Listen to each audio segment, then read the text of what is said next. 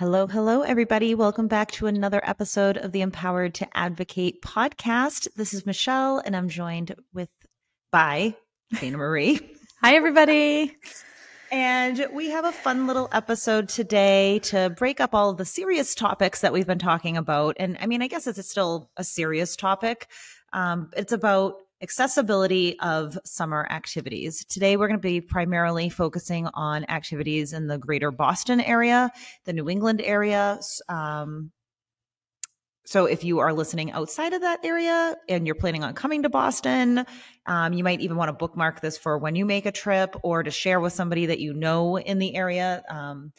But tune in, stick around, because we might have some ideas for you to then be able to ask other museums and places around you when going to visit. So we're going to be talking about some of the amazing places in the Boston area that have made themselves accessible for folks with a variety of cognitive, developmental, emotional, physical disabilities. We're just going to kind of highlight them and then mostly direct you to the link in the show notes and in the bio on our Instagram at Empowered to Advocate on Instagram, so that you can download our free Boston summer accessibility guide. So with that, I'm going to toss it right over to Dana Marie to highlight our first of 5 that we're going to highlight. The accessibility guide has a lot more on it, but we're going to highlight 5 today.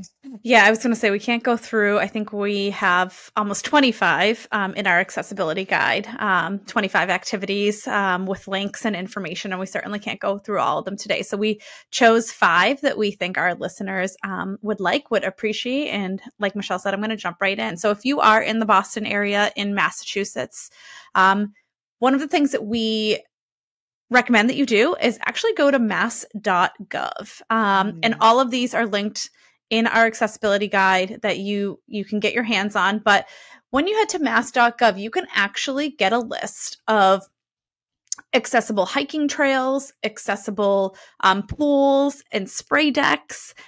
You can get a list of which beaches have accessible, not just access, but also the ability to rent a beach wheelchair for the day and things like that. So you'll find in our guide, there are a few different links, but there are many ways that you can check in on the accessibility features of sort of outdoor spaces in the summertime. And that's why we are primarily focusing on the summertime here. So when we're thinking about pools and beaches and trails, there's some information also in the guide about if you're planning to go to like the Boston Harbor Islands or, somewhere a little bit further out.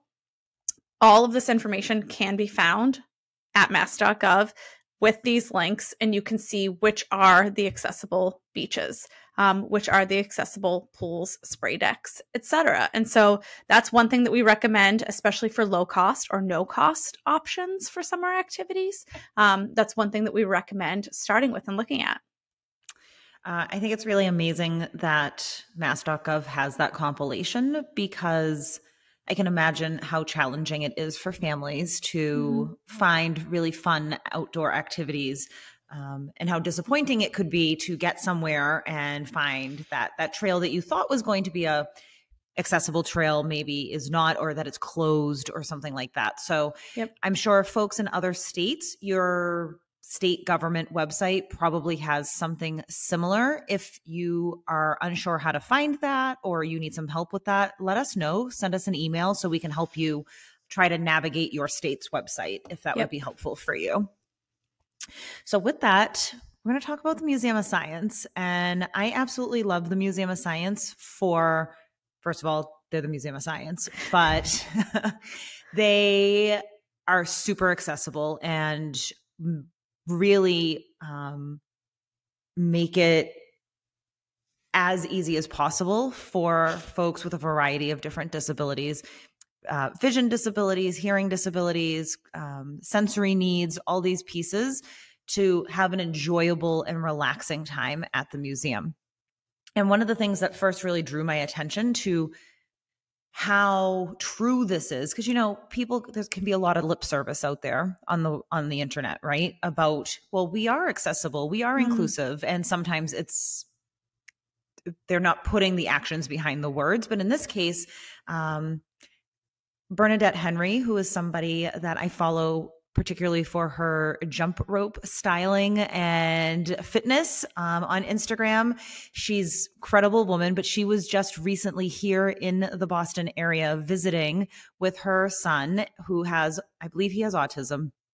And I'm going to actually link her blog because she wrote a blog about her experience at the Museum of Science, and huge kudos to them for being so accepting and welcoming of all. So she wrote a blog about during her visit, her son was having a hard time regulating, and the staff members were totally understanding, helped get him into a quiet space, helped calm him down, helped work with her and him instead of, there was no judgment or, I can't believe he's acting like this in this space. So they really had the action behind what their statement when they say that they are accepting and welcoming of all. They offer a variety of accessibility features for hearing, vision, and mobility needs. They also have an accessibility coordinator that you can contact ahead of time to help plan out your visit, including they'll give you information and suggestions to really tailor your visit to you and your family's needs. And they also give suggestions on quieter times to visit because they know that sometimes during a high peak time, visitation time can be challenging for a lot of folks with disabilities. So I think that, huge shout out to the Boston Museum of Science for the work that they do to truly be as accessible as possible. And it sounds like they also take feedback and take it seriously. So I think you bring up a good point before we get into to number 3. I think we're highlighting places that we have found to be accessible from our perspective, right? But we do not know what it feels like for every child, for every family to be in these spaces and to be in these places, right? From our vantage point, from our perspective, they are accessible spaces from what the, museum is saying to what the garden is saying to what the farm is saying, what's on their website, our experiences visiting some of these places. But we also recognize that our experience is just one experience. And so I think that that's important too. And one reason that I like the method of the Museum of Science, that you can contact the coordinator, the accessibility coordinator ahead of time if that feels good to you, because every single child obviously is different. Every family's experience is different. And you may be able to give them some background information about your child and your family that's helpful to plan a trip or visit that's more tailored to you, right? And I think that goes for any of the ones that we're highlighting today. While they may be more accessible than other spaces or might have the resources available to you and your family, it's going to look different, obviously, for every child and every family. So don't obviously be afraid to reach out to these places, to email, to get in contact with somebody like the accessibility coordinator to see if it's really a good fit for you and your family. So with that said, I'm going to jump into number 3, and I'm going to talk a little bit about the Botanic Gardens in Boylston, Mass. So another sort of outdoor activity. Now, I'm going to talk specifically about the Botanic Gardens and something that they have coming up at the end of this month. But know that many places actually do something similar to this or something like this. We highlight more in our guide. This is just one example. But the Botanic Gardens offers a sensory-friendly night. So it's at the end of the month. It's June 28th. There is a rain date. So if for some reason it rains on that date, they do have a second date set aside. And on that evening, the gardens are closed sort of to the general public. And it's specifically for children and their families who might experience sensory overwhelm and might need a less sensory experience, right? Like Michelle was saying earlier, less crowded experience, less lights, less noise, etc. And so that particular night at the beginning of the summer is set aside just for that experience. And that's something that you can plan ahead of time. You can get tickets to. And we have found in our research over the last year, we put together this guide last year and then updated it for this year. And we have found that many organizations, many places have something like this where they set aside some time for some more sensory-friendly experiences, especially for folks who can't go during the day, or like I said, when it's too noisy or bright or too many, quite frankly, moving pieces. So I really wanted to highlight this one. Like I said, the Botanic Gardens, Boylston, Mass. If you're in and around the Boston area, it's not too far out. And that's June 28th with a rain date of, I think, early July. So we will link that in the guide too, so that you have all the information if that's something that would be interesting to you. That sounds fun. And yeah, I know that at least one of the zoos has a sensory friendly night. And some places even do things like sensory kits. So you can go, and when you come in, you can ask for a sensory kit, and it'll have like fidgets and things in it that could be useful for kids. So yeah, awesome. So number 3 today, we're going to talk about Windrush Farm up in North Andover, Mass. And they are the oldest and largest therapeutic riding center for adult and children with physical, cognitive, and or emotional challenges. And what they do is they provide children and adults with special needs with hippotherapy for ages 2 and up, and from ages 6 and up, therapeutic riding and horse-related activities. So they work with a variety of folks with disabilities, everything from ADHD to cerebral palsy to Down syndrome to traumatic brain injury. And what's really nice about them is like this, they were built for folks with special needs, right? So they're not a horse farm that then added on accessibility. So they are built with accessibility in mind. And they do offer riding lessons for those without special needs and offer integrated classes when they can. So you know that there is even opportunities if you perhaps have a child with special needs and without, who could perhaps take riding lessons together. So that is an option. I'm not sure on the financial accessibility. I did see something on their website about like sponsors and scholarships. So I would have to imagine that any sort of horse riding, equine therapy is probably expensive. But it does seem like they do have opportunities for to make it more financially accessible if you need that. So contact them if you are interested in having your child take some horse lessons, equine therapy.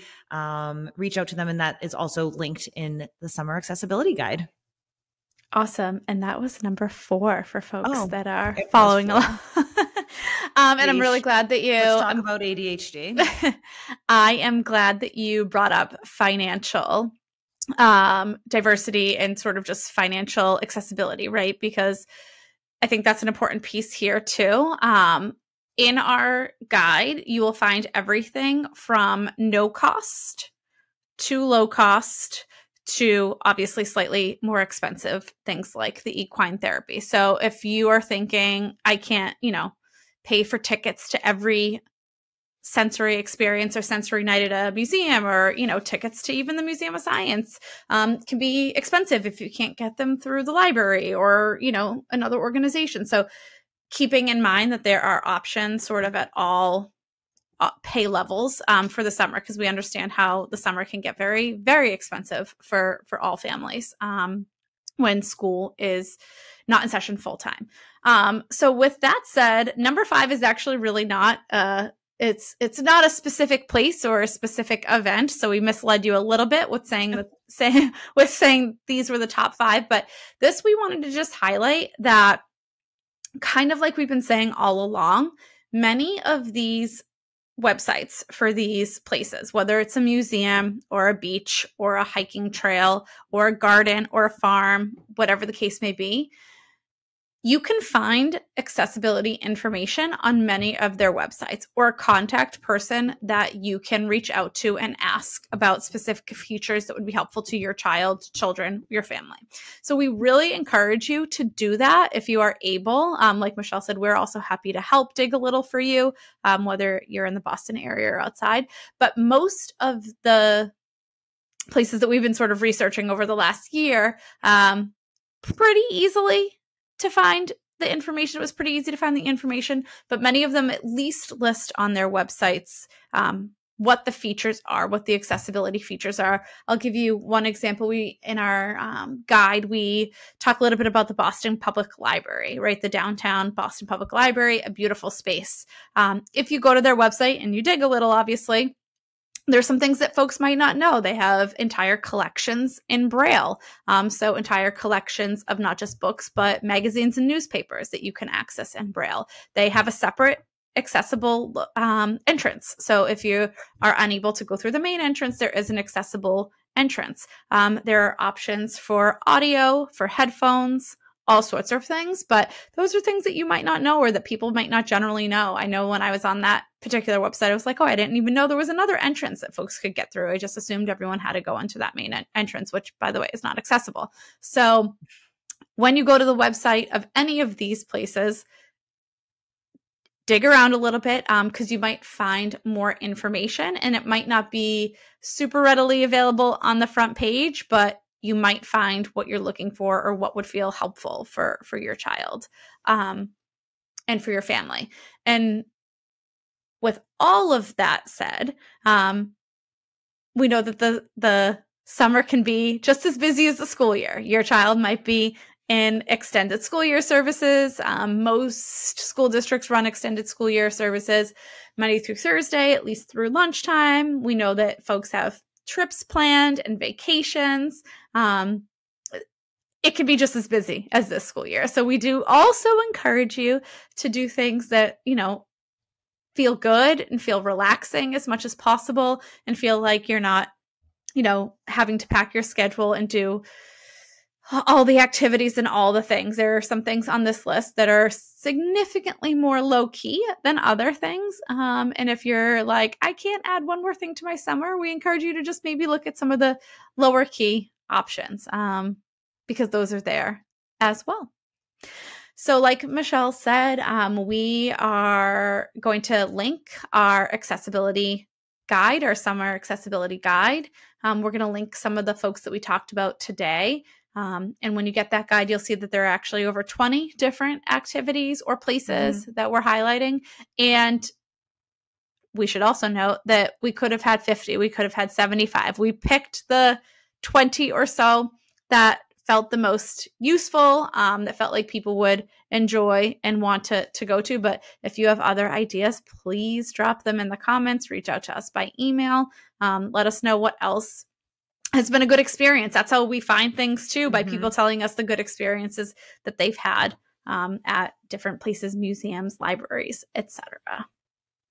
Yeah, that's what I was going to say is, please reach out and let us know of any places where you feel that was very welcoming, that really went above and beyond. And because then we can add those reviews and those recommendations to the guide, even if it's a place that's already on the guide, having kind of that real life review. Because like Dana Marie said, everybody's experience is going to be different. And you as a family with somebody who needs certain accessibility features is going to be different than when Dana Marie and I go places and you're going to see things through a different lens than perhaps we see things through. So, reach out to us, empoweredtoadvocate@gmail.com, and go download that guide, share it with your friends, give us feedback, and have a super fun and safe summer.